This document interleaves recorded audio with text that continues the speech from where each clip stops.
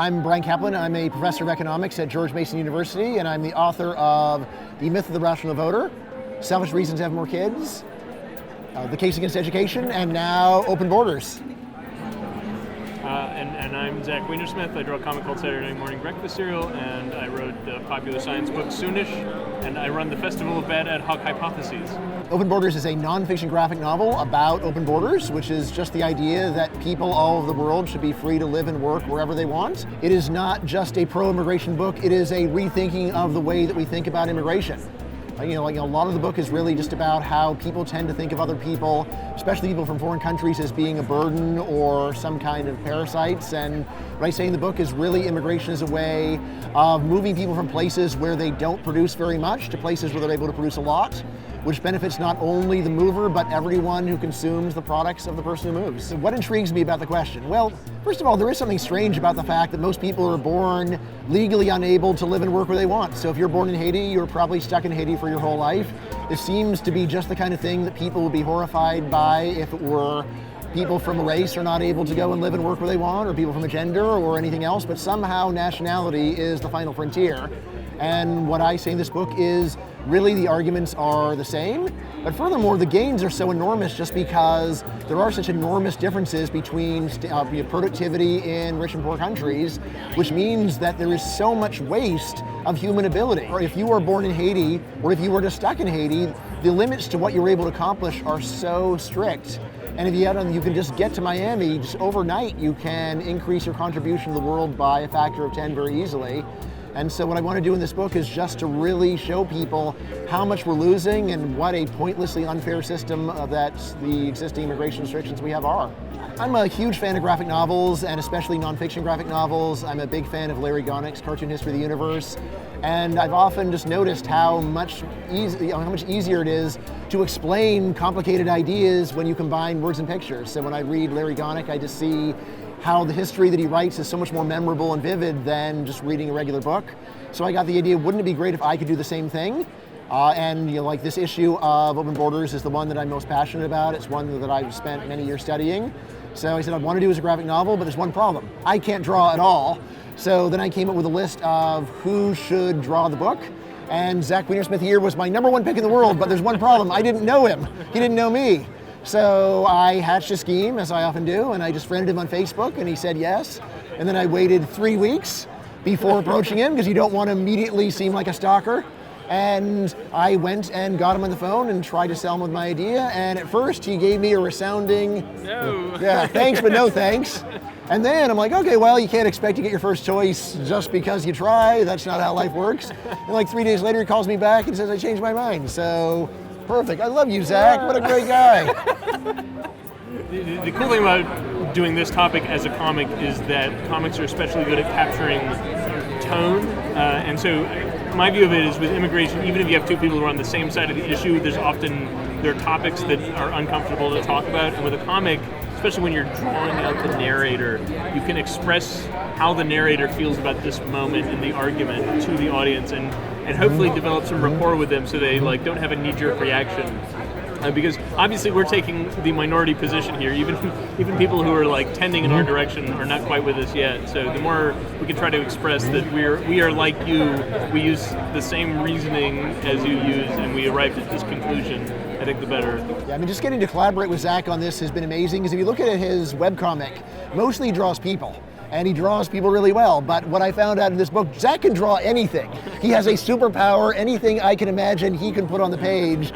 And once I realized I had this in my hands, wow, I can make him draw my imagination. I love it.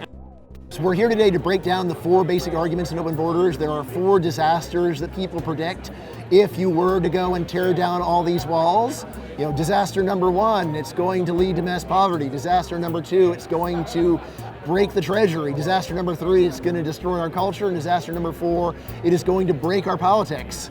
And probably the most common view is just that under Open Borders, this would grossly impoverish at least people who are already here. This is missing the most fundamental point of all of economics, which is the secret of mass consumption is mass production. When you let people in from another country, they are not just people who go and eat your pie. They are people who make more pie. And when you realize that people, when they come, are able to produce so much more than they're able to produce in their home country, really, rather than thinking this is something that is impoverishing us, it is the kind of thing that massively enriches us in the same way that the internet or the Industrial Revolution benefited almost everyone.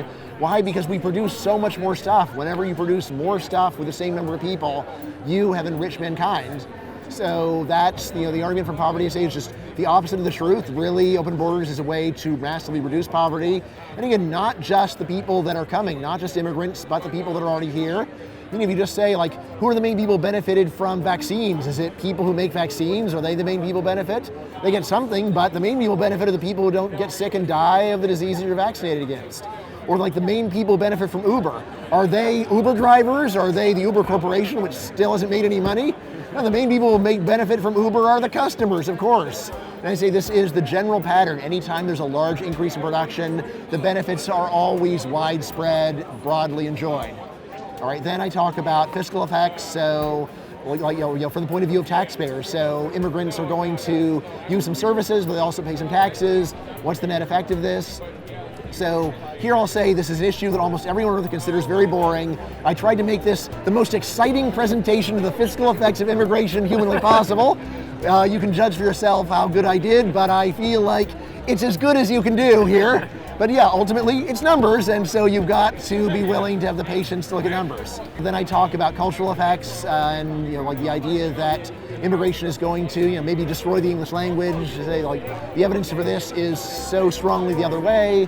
Say ultimately immigration does lead to cultural change, but I'm right here in the great city of New York. And if you think that immigration is bad for culture, what is the foreign-born percentage of this city? It is astronomical, and everywhere I go, the culture here is great. And then finally, I go over the political effects of immigration. This is one where the main thing to be worried about is just that immigrants are heavily Democratic, and Republicans are nervous about this. First thing to say is this has only become true in the last few decades, so I don't think this has very much to do with immigrants are fundamentally liberal, but rather that immigrants have not been made to feel very welcome by Republicans, and so if someone treats you not very nicely, then you're probably going to go to the other party. So Ronald Reagan did very well with immigrants, so a lot of what I say there is Republicans need to learn from the great communicator who really did actually have a broad appeal to people, native and foreign. I also go over public opinion of immigrants. Their views are a bit different from native-born Americans, but still quite similar. It's a complex issue, but ultimately I say that really immigration, when people are worried about the political effects, they are mostly just letting paranoia take control. And a lot of what I say in the book is don't let paranoia take control. You can't understand anything if you are upset. You've just got to calm down, and often you've just got to crunch the numbers. I think a lot of times there's a problem where you have to go and put it in perspective and say, how bad is this compared to car accidents? Rather than I saw a really horrible story on the news, which by that standard, every day is a terrible day because there's 7.5 billion people, so something horrible happens every day, but do you really want to live that way, and does that even make sense? So in the book, I've got Socrates saying, the innumerate life is not worth living, and a lot of what I'm trying to do in the book is just really make that sink in. The innumerate life is not worth living. When you're worried, you've got to look at numbers.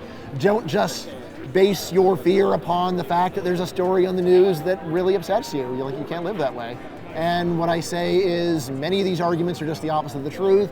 Others, there is a kernel of truth to them, but they are so exaggerated and unfairly presented that we really need to calm down and think about what's really going on. There could be a kid born tomorrow in Haiti who is the person who should completely change the renewable energy business, who can't come here, right? Who's stuck, it should be at MIT, changing the way we make energy, and is not allowed to come. It's literally not allowed.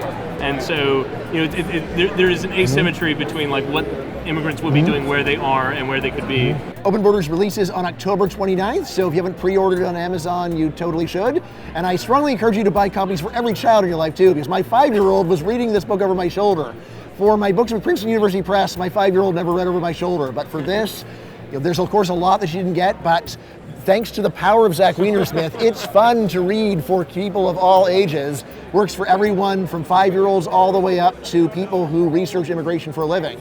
So, for me, in many ways, I'm prouder of this book than any other, just because I have cracked the nut of reaching as broad of an audience as I could ever imagine.